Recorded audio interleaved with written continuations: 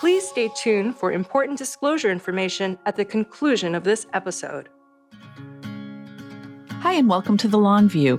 I'm Christine Benz, Director of Personal Finance and Retirement Planning for Morningstar. And I'm Jeff Patak, Chief Ratings Officer for Morningstar Research Services.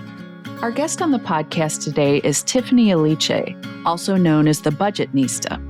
She's the author of the New York Times bestseller, Get Good with Money, and she also has a new book called Made Whole, The Practical Guide to Reaching Your Financial Goals.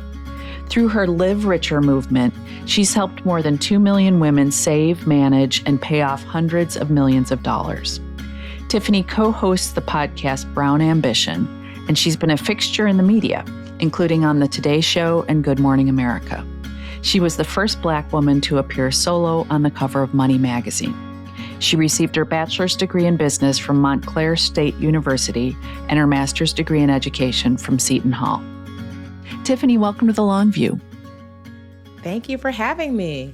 Well, thanks for being here. We've wanted to have you on for some time. So we want to start by talking about your background and your biography. It's an interesting one. You were a preschool teacher in Newark, New Jersey for about 10 years. What prompted your segue from that job, which it sounds like you really loved, into financial education? Honestly, I was semi-forced out due to the Great Recession. I taught for 10 years. I really did love teaching. Then the recession came, and I remember it was 2009, and a lot of my friends were losing their jobs. At the time, I was 29, and I thought, well, not me, because teaching is what I thought recession-proof profession, because you absolutely need teachers, but I was mistaken. And 3 days before the new school year was set to begin, I was out for the summer. We all got the phone call to say, unfortunately, the school was a nonprofit-based school and they lost their funding because companies just did not have the excess income to support the school. And so we were closing. And I just remember being in shock, not really sure what to do because I'd made some prior financial mistakes that I was counting on the new school year to help me remedy. And so I'm actually very much risk adverse. And so I know it seems like, as a business owner, you have to be someone who's willing to take risks. But I really became afraid of getting what I thought was a seemingly safe job after that because I knew firsthand that it could be taken away. So I decided to bet on myself and start something myself. I grew up in a household. My father was a CFO and an accountant. And so I learned about money very early on. And so it was very much a part of my life. And I was already teaching it. I was volunteering. I was teaching my parents. I was teaching the maintenance men. I was teaching my coworkers. I was even teaching the preschoolers about money for fun. So the transition into teaching like a wider audience about money wasn't as crazy as it sounds going from preschool teacher to financial educator. But yeah, I just decided to bet on myself because I didn't want someone to take my job away again. When the school lost its funding and you were out of work, probably that brought with it challenges, sort of maintaining your financial footing, so to speak. How do you think that experience makes you better at relating to people who are having their own financial struggles like you did? Honestly, Jeff, like in the beginning, I was a bit of a financial snob because I did all the right things. I was perfect until like my mid-20s. I mean, I just did what my dad told me to do. He was like, I didn't have a sweet 16. At 16, there was a bank up the street. He walked you to the bank and opened up your first bank account with him. He showed me how to save and how to invest. And my mom showed us this is what money looks like in the real world when you go food shopping and we buy back to school clothes. I started working at 14 and I'm dating myself, but you used to have those passbooks, remember? That you would go to the bank. And I remember like I would have to show my dad every pay period, like I deposited my check and every withdrawal I made, I used to have to explain where the money went. What did I do with it? What did I buy? Show the receipts. And so that just became like, that was part of my life. And so because I was so I just was doing what I was told, I had not made any financial mistakes by 26. I had saved like $30,000 from teaching. I bought a condo. I had an 820 credit score, something crazy. Mm. And I just assumed, I'm so smart, because, when you're in your 20s, you just swear you know everything. Not realizing I was just following directions. And then that's when I decided, I'm so smart, I can clearly do this by myself. And so I did, and promptly destroyed all of the things that my parents helped me build. I got into credit card debt. I was a victim of credit card scam. And what it did, though, was because before then, I was the go-to girl for my friends and their finances. And what it did was it humbled me, but also gave me so much empathy because for the first time, I know what it felt like to feel like, how am I going to pay this bill? I don't have the money. This credit card debt is creeping in. I don't know if I can afford my mortgage anymore.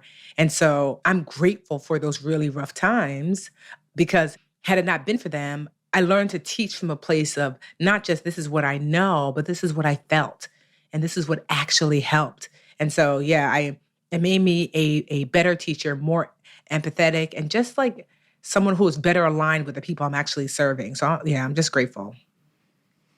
So you're a big believer in not just, empathizing with people, but also giving voice to your own financial struggles. You call it sharing your shame. You think it's important to kind of talk about where we've stumbled in our pasts before with money. Why do you think that can be such a powerful thing to kind of have that community where we talk openly about some of these issues? So as you know, I have a new book that just came out, Made Whole. And it's one of the major components in the beginning part of the book because one of the things I learned from making so many financial mistakes, and I think for all the financial professionals that are listening, is that you know that your clients come to you riddled with shame. And you know that shame shields solutions.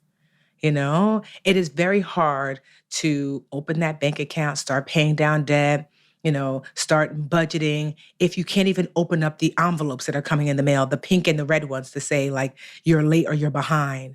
And I know for me, after I made all these financial mistakes, I didn't want to tell my parents. I didn't want to tell my friends. And so it kept me in the shame kept me in the mistake longer than I needed to be. And so I just think that if we can, I think so many financial professionals forget that you need to tackle that first. You have to create a safe space so that way the person that you're serving can share and release some of that shame. So then you start to interject solutions. It's like similar to going to the doctor and you're like, oh, I don't feel well. They wouldn't just start to prescribe you medicine. Instead, they're trying to get down to a space where they're like, what's actually happening here? So I can come up with the best solution for where you actually are. And so for me, that is the most important part of the work that we do as financial educators or advisors is to help people move past the shame.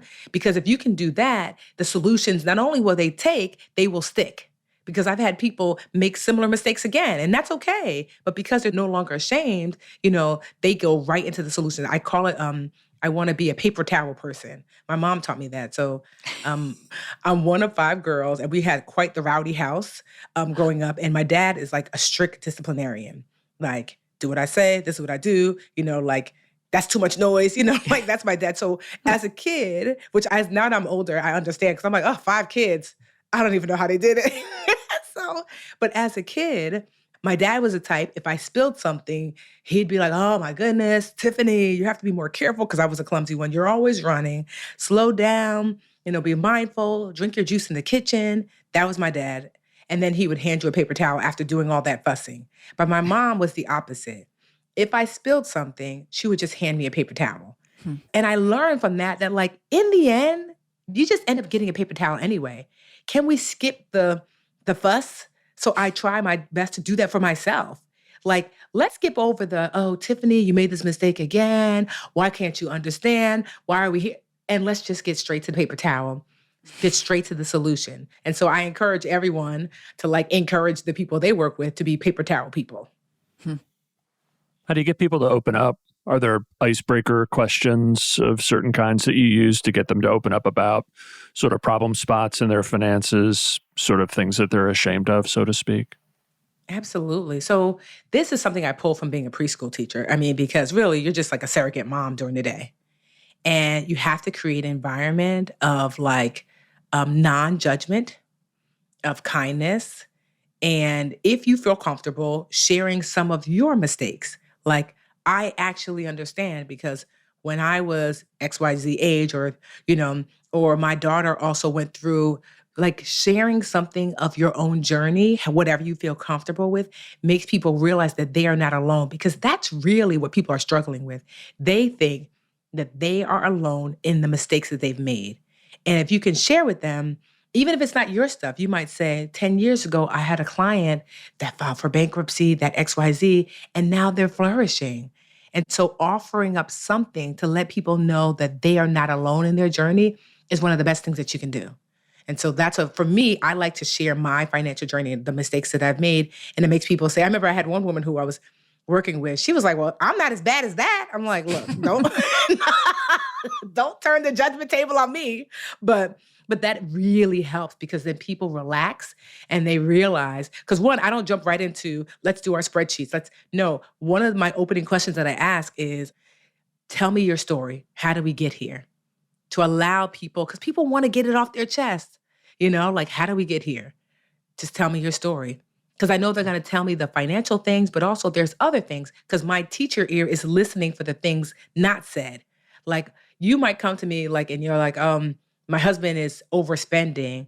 But what I'm really hearing as you start to talk is, oh, you grew up in a household where there wasn't enough, and you're afraid that if he spends, that you guys won't have enough, even though you're an attorney and he's a doctor and he's actually not overspending. It's your fear of going back to where you came from financially that is holding you hostage. That's what I'm listening for, those things. So I love when people tell me their story so we can work through those things first. I want to go back to your trajectory and your decision to strike out on your own and be an entrepreneur and build your empire. Why that route versus, doing financial education for a big financial service provider, or, becoming a financial advisor who works one-on-one with clients? Well, truthfully, I wanted to work with big organizations, Christine. They didn't want to work with me. They don't want to work with me. Yeah, I know, which is so funny, because sometimes I'm like, really? Because in 2010, nobody was interested. I remember distinctly, I went to this financial conference, and a friend of mine was like, oh, you should come. There's all these brands here. By then I had launched my very first literature challenge. And I think I had 2,500 women signed up. It was largely women of color. That was my core audience. It's still my core audience. And I created a media kit. And I asked the women who had signed up for this online challenge, it was this free 3-week course that I created to help walk them through their financial goals. And my goal was to have 10,000 women signed up, and I had already had 2,500 so far. And so I created this media kit, went to this event. I asked the women, if you're comfortable, if you could send me a picture of yourself, because I want to put it on the front cover of this media kit. And so as I share it, I just want this beautiful front cover. So people are like, oh, wow, this is who Tiffany is serving. Some of the women, and the media kit was beautifully laid out. I still have it, a copy of it. And I remember when I initially would approach brands and say, hey, teaching financial education, I have this online challenge that I've done or that I'm doing, and 2,500 women have already signed up, their eyes would light up and say, oh, because these are great numbers. And then I would hand them the kit, and I would visibly see the disinterest creep on. And it took me a while to realize, I'm like, is it because it's women of color on the front cover? I couldn't understand, because I had friends who had way less people, and were getting money hand over fist. I could not, I mean, it was so disheartening. And I was like, maybe not, because, sometimes as a Black woman, you're like, I don't want that to be my first, it's tiring. You're like, that can't be my first thought. No, Tiffany, it's just this brand, they're not interested. But I would see my friend have the same conversation, and she would say, oh, I have 500 women, and they'd be excited. Let's have further conversation so we could talk about sponsorship. And then I would come, here's my friend Tiffany. She's got 2,500 women to my 500. And they would say, so excited. I would give them the kit. Face would drop. Oh, that's cool. And I was like, okay. So then I got mad. And I said, you know what? I'm going to build it myself. And it was the best thing ever, because that January is 2014, I believe. It took me 8 months to convince 10,000 women this is actually free, and they signed up. By the end of the year, 20,000 women had signed up. By next year, because a challenge happens every year, by next year, we had 30 or 40,000. And just this past January, 300,000 women did the literature challenge. And the brands are just like, oh, Tiffany, I'm like, Oh, now you care. I mean, I'm not above taking their money now. I'm like, oh, let's not be foolish. But though I was pissed at that time, it was the best thing that could have ever happened. Because if I would have built that thing for a brand, I would not own the IP, all the access. I have data dating back, like literally, I have surveys. Of some of my surveys are up to 200,000 respondents of how much do you make? Where do you live? What are your financial goals? Do you have children? 200,000 people responding to surveys. Like, I mean, no one has data like this for this set, like in the way that I can ask any question of what I call my dream catchers, and there's nothing they won't answer. And so I'm grateful for those no's because it allowed me to grow something that I own, that I can do, what I want to with, and I don't have to answer to anyone. It allowed me to build my business. I started an online school as a result, the Live Richer Academy. It allowed me to write my books. I self-published my books in the beginning because nobody was interested. And my dream catchers, my audience, they purchased the books. And when my book, Get Good with Money, came out 2 years ago, it hit the New York Times bestsellers list. I'm not Susie Orman or Dave Ramsey. It stayed on the list for 8 weeks. And it's only been 2 years, and it's sold almost 300,000 copies in 2 years. Like, that's unheard of. I'm not famous. And all because of this audience that I built. And so, yeah, the reason is not because I didn't want to, Christina, is because nobody wanted me. Mm-hmm. And I didn't become a financial advisor because one of my mentors, Lynette Calfani-Cox, she is this amazing woman. She was like one of the first Black women I've seen in personal finance when I was first starting. And she took me under her wing and she shared, like, there are some things as a financial advisor that I'm not going to be allowed to like navigate and say and do. So like to decide like kind of like what side did I want to be on? Like, and I wanted to be able to speak a little more freely. I certainly don't give, investment advice or anything like that. And so she just told me that she honestly suggested for the direction that I was headed in, that it probably wasn't going to be a fit. And she was right, because I've worked with organizations like a Prudential, for example, and they're like, Tiffany, we want you to say this part because our financial advisor can't. Mm. So it was because of her, honestly, because I was studying to do that. And she was like, I don't think it's going to be a fit for the direction you're headed into. So I'm grateful to her for that. Since you mentioned it, can you elaborate on what the Live Richer Challenge and the Live Richer Academy, what those things are, what they sort of strive to do, respectively? Yeah, sure. So the Live Richer Challenge is a free online challenge that I do just about every January. It's a 3-week course, and it's an email course where every day you get one specific task to do as it relates to the overall goal. So the most recent challenge we did was the savings edition. So every single task, it's supposed to give you closer and closer to like your savings goal. So week 1, we talk about what your goals are.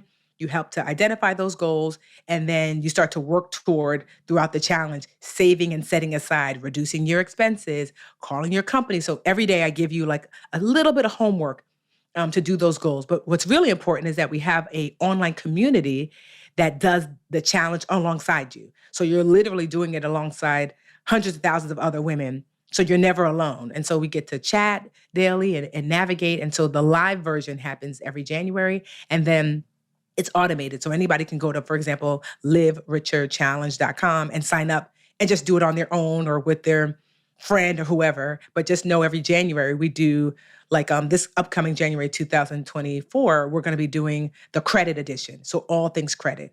And so, yeah, it's one of my favorite things that I've built, because one of my rules as the Budgetnista is you don't have to spend money with me to get help. I'm really adamant that I am in a position of service, and it's my job to figure out how to monetize, not your job to figure that out. Mm-hmm. And so the challenge is the way that when someone says, I have nothing, I send them to the challenge and say, it is totally free help since 2014, and go get what you need there. And then the academy is the next level. So we have a regular edition, and we also have a college edition, and it is an online school, and we have graduated about 100,000 students since it started about 6 or 7 years ago. And we currently have, I want to say 15 or 20,000 students currently. And so the courses in the academy are not just taught by me. Like, I teach the budgeting class and that's it. But for example, my estate planning attorney teaches the estate planning class. I have an insurance class that like my insurance agent teaches. So I have gotten all of the experts that I feel are like top in their space that have either helped me or I've admired And they teach a class to their expertise, everything from budgeting, savings, banking, credit, starting a business, taxes. And so I just pulled the best of the best inside the Literature Academy. And some people stay and they kind of just take, as many courses as possible. And some people, there is a fundamentals course that you can kind of take and graduate from. And some people do that. And in a year, they decide, to move on. And we have this college edition that college students are able to take. We reach out to different colleges. They purchase the course for their students. And so I'm really proud of the Academy. It's fairly nominal. I mean, by the time this airs, right now, the Academy is about like $50 a month. But you just get all this awesome access. The courses, yes, are pre-recorded, but there's also monthly live sessions, even study hall sessions. And we have the community aspect built into there too. So you can work alongside other students within our private online community. So I'm just really proud of those two things. And the Academy has just done really, really well. I think just for context, I'm always like, I'm a numbers person. When I first started the Budgetnista in the way that I did it, people said I was silly because I gave so much away for free. But it's the same reason I didn't become a preschool teacher to become rich. I just felt compelled that my life was to be based on being of service. And I refused to believe that in order to serve, it means you had to be broke. And so I said, I'm sure I can figure out how I can serve, how I can show up for my community, and anybody who needs help and still monetize. And people told me in the beginning, you can't. So just like I always do, because I'm a middle child, I'm going to prove you wrong. And I did. And if I'm being all the way candid, since I started my business, especially in the last 5 years, we've made well over $50 million. At our peak, $10 million a year. This is from a business of service, And so I share that because there might be somebody who's listening who thinks like to be of service means that you can't make good money, and you can. I always operate from a place of kindness and integrity. Like the people who work for me, we pay more than well. I operate from a place of fairness. You've never heard any Budgetnista scandal because there is none. I'm always really open with my team about what we can and can't do. I encourage and empower them to ask for raises. And if I'm not able to give them, we share our numbers so they see what our numbers are. And so I share all that to say it is possible to navigate, to be successful, to navigate from a place of kindness and integrity in the space of financial education. Just giving that little bit of encouragement because I know, because although it's the long road, it's the road that I've been on, and I just seen great success as a result of it. Yeah. I wanted to ask about that. We're sort of in the midst of like a creator economy, I guess, where a lot of people are delving into becoming creators and in some cases have the opportunity to have sponsors, sort of underwrite their work. And sometimes that's not necessarily disclosed to people consuming the content. So how have you navigated that? Like, who you forged relationships with? And have you ever had situations where you've said, their business model, X financial services company just isn't aligned with what I'm trying to do here? Every day. Every single day, Christine, someone emails me and I take a look and I'm like, what in the scam? So if anybody follows me on social media, I do very, very few sponsored things. Because I find that the way many companies, if not most, like in this space, what they're selling is misaligned or how they're doing it is misaligned. And so I say no. And it's not easy to say no because, I've turned down millions and millions and millions of dollars, and I'll see some of my colleagues and I'm just like, maybe. But I'm like, no, I need to sleep well at night, Tiffany. I'm like, you need to sleep well at night. So that's why I offset so much because I don't find too much alignment in this like external B2B. I said, then you need to create some really good B2C stuff, like the stuff that you can sell and share directly to your customer because you're not likely to find a lot of people that you can partner with that would make enough money to do so. And so, so I used to have this rule when I was deciding if I was going to partner with an organization or a company or a corporation or whatever. And it was called the Lisa rule. So Lisa is the youngest of my 4 sisters, right? So she's the youngest of 5. And we're all very protective of Lisa. We call her baby Lisa, even though she's 33. But she's a baby to us still. And so Lisa is a dream catcher, meaning she is one of my audience members. And I remember distinctly, like I had this rule where it was like, if I wouldn't suggest it to Lisa, if she was in this position, then I'm not going to suggest it to you because I'm protective over. Well, it used to be the Tiffany rule. It was like, if I wouldn't use it, then I'm not going to suggest it to you. But I realized I'm a lot laxer with myself because I will try something new. Like, oh, I'm going to try it. And I thought one day I was doing the Tiffany rule, like, oh, I was sharing things. I was sharing like an app or something with my dream catchers. I sent an email out saying, really love this app. You guys should try it. It's an affiliate link. So if you do use it, I do get money if you use it, but I'm not going to share anything that I'm not currently using, and I'm currently using it. Lisa called me because sometimes she likes to pretend like the Budgetnista and Tiffany are two different people. And she said, hey, Tiffany, so the Budgetnista, right? She sent this email. And I was like, you mean me? She's like, whatever. Anyway, it's this new app and I signed up for it. I'm excited. And my heart froze. And I said, wait, what app? What app did you sign up for? And she was like, the one that was in the email. I said, wait, which one? And then I thought, why am I nervous? Like, Tiffany, you shared this with hundreds of thousands of people. And I realized that I had a stricter level of protection over Lisa than myself. So I shifted and said, no. It's not enough to say I would use it. It has to pass the Lisa test because I am hyper vigilant over her financial journey. And I feel like all my dream catchers are my Lisas.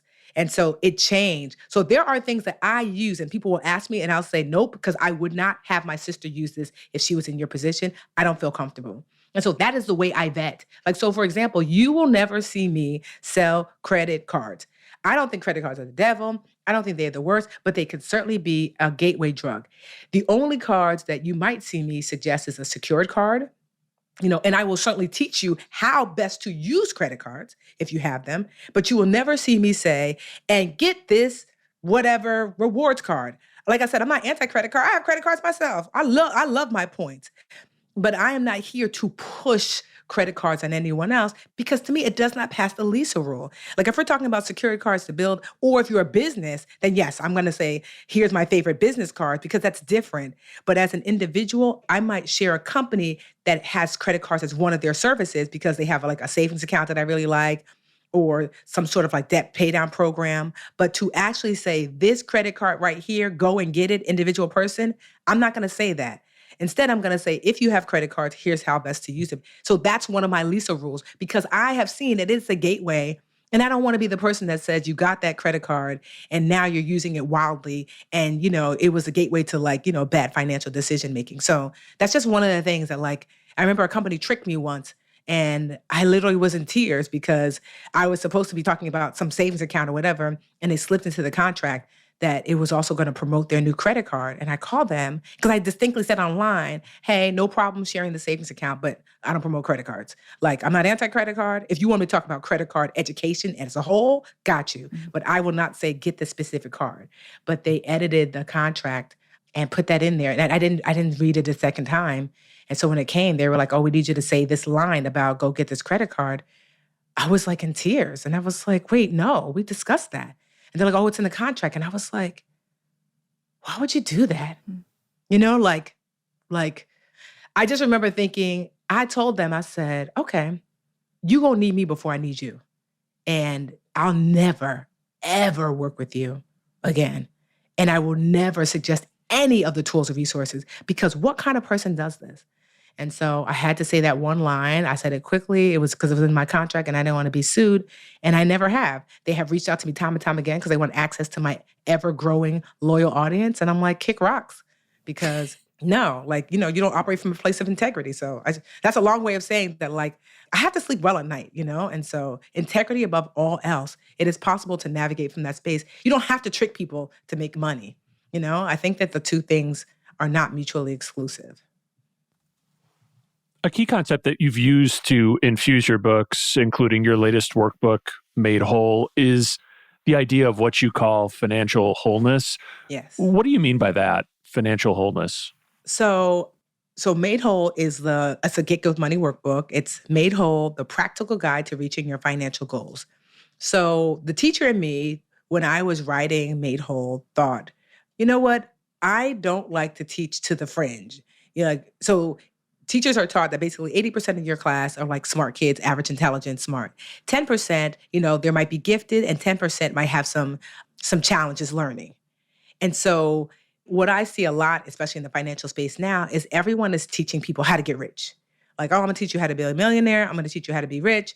And okay, there's nothing wrong with that because if I'm being candid, I'm rich. I became a millionaire at age 37 because of my businesses and I'm 44 now. But the issue is that is the 10%. Who was teaching the 80? And I thought, because so many of my friends who have good jobs, this one is a mechanic, this one's a nurse, they will likely never be millionaires. So does that mean that they don't get a chance to have a good life? It just didn't sit well with me. And so I wanted to create a step-by-step kind of like guide to guide you into something, not financial, quote unquote, freedom. Because to me, when people think financial freedom, I'm going to have a pile of money that I never have to work again. I wanted to create something different. And so I called it financial wholeness. That's where the name Made Whole came from, where it's like, if you do these 10 things, you can have a holistically healthy financial life that will allow you to live well.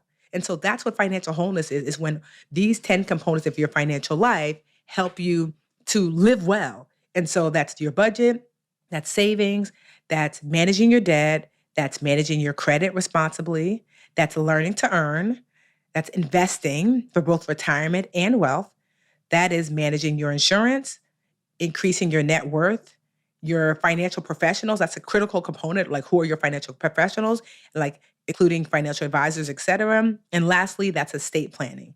So those are the 10 components of financial wholeness. And when I wrote Made Whole, the teacher in me, it's literally written as if like, it's literally teacher Tiffany. I walk you through each of the steps. What are they? How do you achieve them as if you were going to get an A? I give you the homework. I give you a space to do the steps and an example of what the steps look like completed. So you can work through them to achieve financial wholeness. So I'm so proud of Made Whole. I had to read the audio version. I did the audio version of the book too. I had to read it in studio. And as I was reading it, when you're in the studio, you're always in there with like an engineer. And then there's like someone who was just listening to make sure that you don't like mix up the words or whatever. And we had to keep stopping because they kept stopping and saying, oh my gosh, I love this part.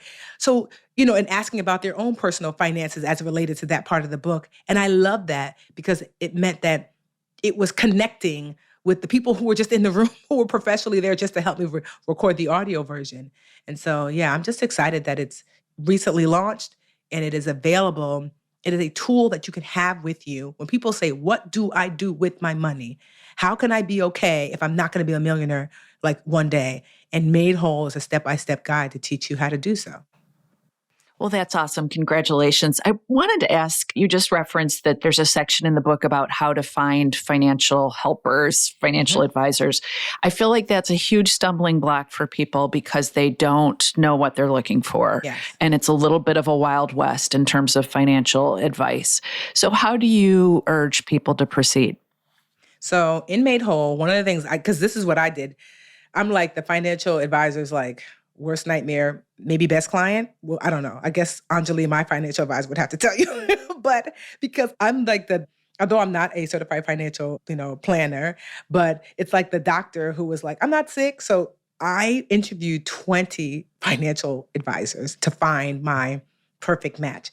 And through that process, I came up with a system, which is what I share in Made Whole. So what I did was I said, before I interview anyone, let me make what I call my so-called financial life. And so this was just a document with everything about me financially. How much did I make? How much was in my bank account? What are my financial goals and dreams? What is my credit score? What my businesses make. Every aspect of my financial life, I organize it and put it into this document. And in Made Whole, I give people the blank template so they can do that too. So that way, when I went to interview financial advisors, I knew that they knew everything about me financially. Then I asked family and friends, who did they know? And so, I think I even did a Facebook post that I'm looking for a new financial advisor. Can you make suggestions below? And people started to post. It was about 13 different people. I reached out to them and said, I would like to give you access to this document about who I am financially and what my financial challenges and goals are, as well as where I currently stand. So that way you could tell me, do you think we're aligned? And of the 13, 3 or 4 of them said, wow, this is so helpful. This is not my wheelhouse, But I love that because we don't have to jump on a call. And then so I interviewed about 10 of them. And I knew what I loved is I didn't have to ask myself, oh, you forgot to tell, Jeff that you also have this other burgeoning business. It was like, no, because everything's in that document. There's no forgetting. Everything was there. I took notes from each advisor. And what I found was that 3 of the advisors said, you sound like you need one of my colleagues. Her name is Aliche. And like the first person said it, I was like, okay, because she wasn't on my list. I didn't, no one had mentioned her, but an advisor mentioned her. And then a third advisor was like, oh my gosh, Tiffany, you have a lot going on. You know who you'd be perfect for? My colleague, Aliche. And I was like, okay, this is the second time. And the third time they mentioned, I said, who is this Aliche woman? Because apparently I'm a handful. And they were like, you need Aliche. And so I reached out to Aliche and they were right. She was excellent. And here's why, because she was aligned. Aliche specialized in, although mostly her clients were doctors, but she specialized in people who own businesses, high net worth individuals whose net worth was growing. She also was just really patient. Because I'm an educator, I look for an educator. I tell my dream catchers, you need to look for someone who's going to educate you on the process. I can ask a ton of questions. She doesn't get annoyed. She's got great communication. Also in the beginning, because I had had some experiences that weren't so great with some financial advisors before. So I was very much like, I want to do everything. I'm like, just tell me and I'll push the button. And so she understood I have to build trust with Tiffany first. She's not going to want to push the button and sell and trade in this place. But she let me think I was going to do that in the beginning by saying, okay, I will email you and text you when you have to trade or when you have to sell. And after a while, like a day or two, I was like, okay, girl, I don't want to do that anymore.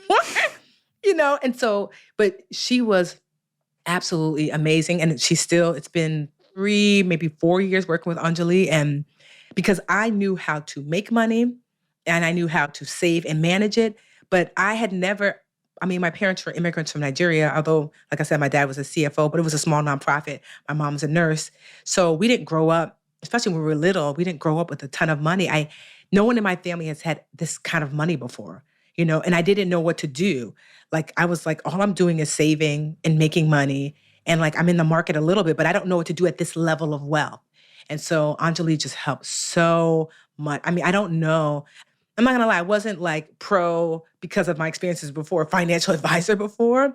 And it was because I realized then I had not found the right alignment. And so with her, I don't know what I would do without her. Like, she has helped me with I am fully financially whole now. Like, because Aliche, a really good financial advisor to me, is kind of like, I don't really play sports. I'm assuming it's like the center or like maybe the quarterback. So she is the center of like my financial life. And then she will say, one of the things she said, you are severely underinsured. And so she was like, reach out to an insurance company. You need to have this level of insurance. Tiffany, she looks at my business stuff. Let me talk to your CFO because let's see if you need to be an S Corp or a C Corp or what I also like about Aliche too is not only is she a CFP, she's a CPA, which I love because she looks at my taxes as well. Because I already have a CPA and an accountant for my business and for myself. But Aliche also looks at them and then they talk because she's like, well, this is what I'm seeing on Tiffany's personal side. This is what's happening on the business side. And so when I was deciding, like whenever I'm making a big financial decision for my company, like I'll have a team of my personal CFO, my CPA for the business, Aliche, and my attorney. It's this group, and they're all women, which I love. It's this group of amazing women, and they're discussing what is best. Aliche will weigh in largely for personally, Tiffany should do this. My CFO will say for the business, this is what's best. So, I can't not speak highly enough about having the right alignment when it comes to your financial advisor. And so, so that's why it's one of the feedbacks I've gotten about Made Whole is that people have not seen in a book how that talks about personal finance, like in this generalized way, like how do you find your team mate? And that's a critical component of your team if it makes sense. And I have a quiz about like, if this makes sense, do you need a financial advisor? Here's how you find them. Here's the blank template for my so-called financial life. Here's some questions to ask. Here are ways they get paid. So that way you can understand that. So yeah, I just think that like, what financial advisors do is such an important part. I think people just think financial advisors help make you more money. And I'm like, that's only a small component of what a really good certified financial planner ideally does. So I wanted to follow up on something, Tiffany, which is, it sounds like you've made smart financial decisions. You're financially well, but all of us have someone in our orbit who is not financially well, a loved one, family member, whatever. How do you approach that? And how do you urge others to approach that where they want to help? They want to, perhaps provide direct financial assistance to a family member who's struggling. How do you navigate that and urge other people to navigate that? So one of the best things you can do is to do well yourself and then share the journey. Because I think a lot of people want to go in and fix, but everyone's not ready to be fixed. So I'll use I know my little sister Lisa is sick of me, but I'm like, whatever, girl. So Lisa, sometimes she's not the greatest with her money. And so instead, I used to be like, Lisa, do A, B, C. What the heck? But I realized I wasn't as helpful. So instead, I would share my journey with her. Like, oh, today, these are the financial choices that I made, and here's been the outcome. So that way she has an example of how things go when they go right, how things go when they go wrong. And when she does ask for money or somebody else, like one of the best pieces of advice I got from my friend Cabral is that he said before he lends money, he asks himself, like, will this solve the problem? So if Lisa says, hey, I'll give you a real life example. She was like, I need to go to the doctor and there's a boot on my car. I was like, oh my God, why is there a boot on your car, Lisa? And she was like, well, I have some unpaid parking tickets. I'm like, how many unpaid parking tickets does it take to get a boot on your car? And she's like, well, I need to go to the doctor. Like, almost like you're focused on wrong things here. Like, are you going to help me or not? And I was like, she had like a doctor's appointment, and it was really important. It took a long time for her to get just her general doctor's appointment. And so I asked myself, if I give her the money to get this boot off her car, does it solve the problem? And it did. Because she gets the boot off, her tickets are paid, she, in theory, pays me back. But she gets to go to the doctor. Now, if she would have said, hey, can you give me money for, her car is paid off, but let's just say she had a car note. Can you give me money for this month's car note? And I said, well, if I give you money for this month's car note, how are you going to pay the car note next month? It's like, I don't know, I'll figure it out then. Well, then my money for this month's car note doesn't actually solve the problem. We're just kicking the can down the road. So then I'm likely to tell her, well, no, I'm not going to do that because that money, you're eventually potentially going to lose the car and my money with it. So that's one of the things, one of the guiding posts that you can use is to ask yourself, that if I help this family member, will it solve the problem? And if not, let's talk about things that will solve the problem. Like what does that kind of look like? And, and it's okay to say no. It's setting boundaries has not always been easy for me, but kind of practicing setting boundaries with the people that you love and asking yourself, like, what are you willing to give if you want to give? If you don't want to give, that's okay too. But you have to get good. Like I literally had to, I have an amazing therapist because being a middle child, I just learned to be very accommodating, especially if a big family. So I am the therapist and I call it the small piece of chicken syndrome because I'm someone who, if there's a big bowl of chicken and we're having it for dinner, I will, before anybody asks, will volunteer to grab the smallest piece so everyone else can have a big piece because I think that's the nice thing to do. But I might be sitting with vegans and I will relegate myself to less because I think, well, as a good person, as this middle child of a big family, I don't mind having less so everybody else can enjoy. And she's always like, Tiffany, you can grab the big piece of chicken sometimes too. You can do that.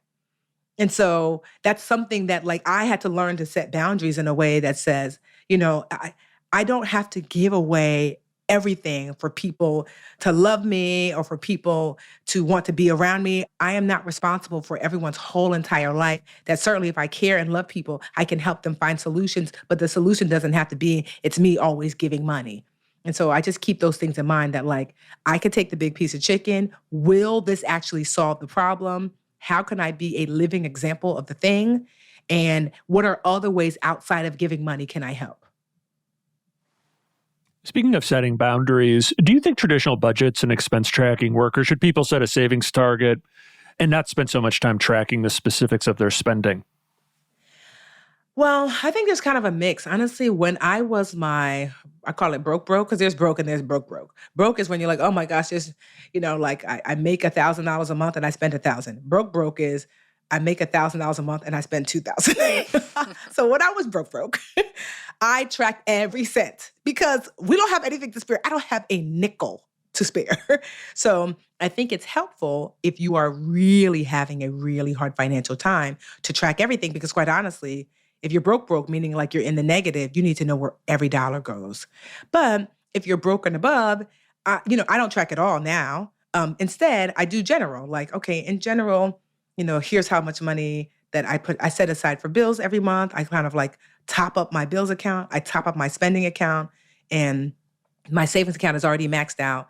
And so then like excess, I invest, through Aliche, or I invest, like I buy real estate or whatever. So I'd say the further away you get from broke, the less you really have to think about like looking at every little penny, but it might be helpful in the very beginning. What I like to do is I tell people, like, if you have a job, I have this thing called that I wrote about and made whole, split it before you get it. And that's like when you do the math of how much you need for bills every month, how much you want to set aside for savings and investing, how much to set aside for spending. And then you go to payroll and say, hey, instead of putting all my money in this one checking account, can you split my money before I get my money and put it into these 4 accounts? Checking for bills, checking for spending, savings for emergencies, and savings for long-term goals / investing eventually. Can I split my money to those 4 accounts? And, many places can, like, I'm not a big business, relatively speaking, and we're able to split up to 4. And so if you do that, then you don't have to track so heavily, because the only thing I'm concerned about is my debit card is only attached to that one checking. It's not even attached to my bills account, which is a checking account. I told them, unattach my debit card to the bills account. I don't, when I swipe, I want to know the only thing that I'm able to touch is this one checking account set aside for spending. And so I don't have to track every penny, because I know my bills are paid, my saving is saved, I'm investing, boom. So split it before you get it is what you aspire to get to. But in the very beginning, tracking dollar for dollar might be helpful in the very beginning, but you certainly don't have to stay there. So I wanted to ask about serving women and helping women financially. It's a big thrust of your work. Do you think women approach money matters differently than men? I do. I mean, things are starting to change a little bit, but there's a lot less confidence when it comes to women and money. It's almost like, that's why there's been this big push about women in STEM, because somewhere along the way, we have normalized this thought that like women, science is hard for women, math is hard for women, money is hard for women. But we have to understand that like up until the 70s, women could not open up credit cards by themselves.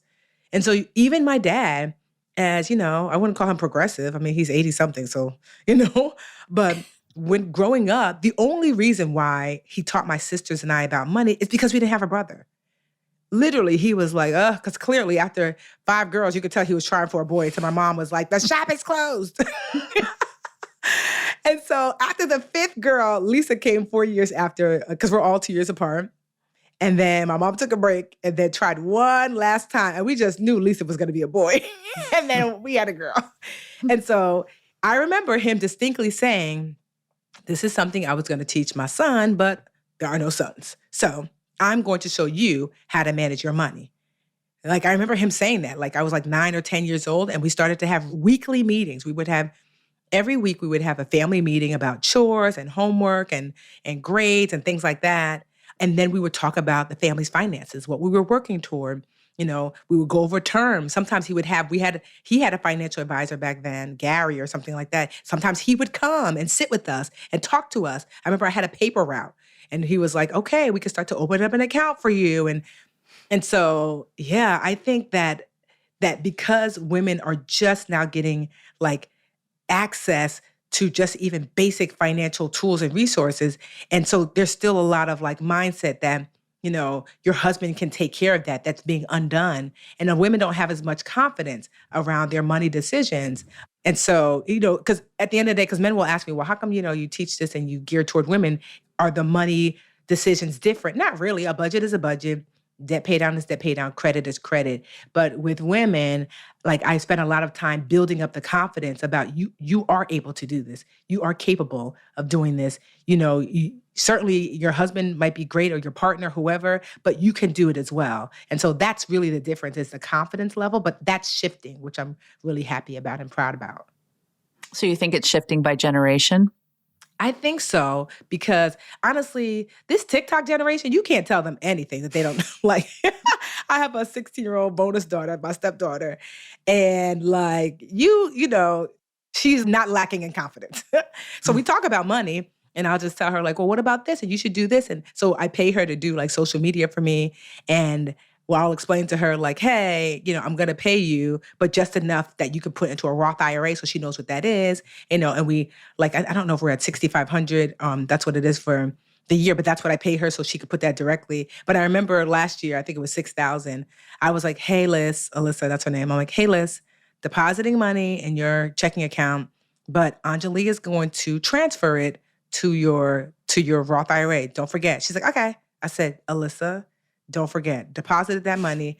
Within 2 days, why was $500 missing? I'm like, Alyssa. I called her. I'm like, where is the money, Alyssa?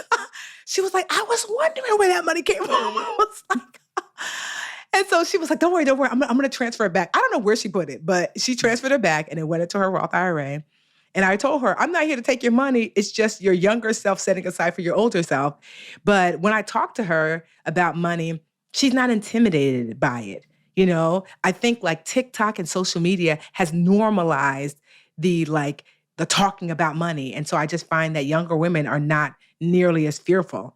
They're curious and they might not know, like she doesn't know, but she's certainly, when I talk to her, she's not like, oh, well, that's too much for me to learn. She's just like, oh, understood. Well, Tiffany, this has been such a treat to have you with us here today. Thank you so much for taking time out of your busy schedule. Awesome. Thank you. Thank you.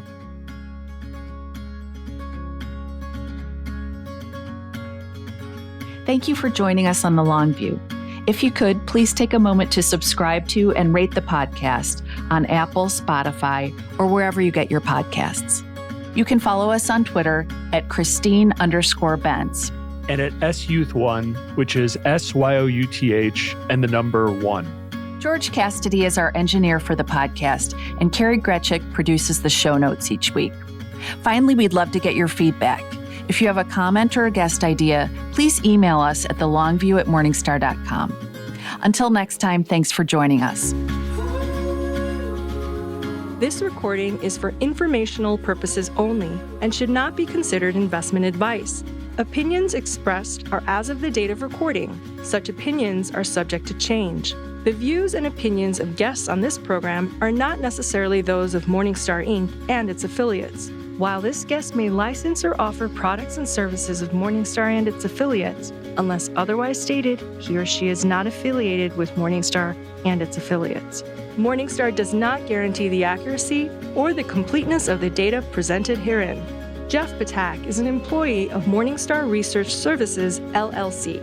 Morningstar Research Services is a subsidiary of Morningstar Inc. and is registered with the U.S. Securities and Exchange Commission. Morningstar Research Services shall not be responsible for any trading decisions, damages, or other losses resulting from or related to the information, data analyses, or opinions, or their use. Past performance is not a guarantee of future results. All investments are subject to investment risk, including possible loss of principal.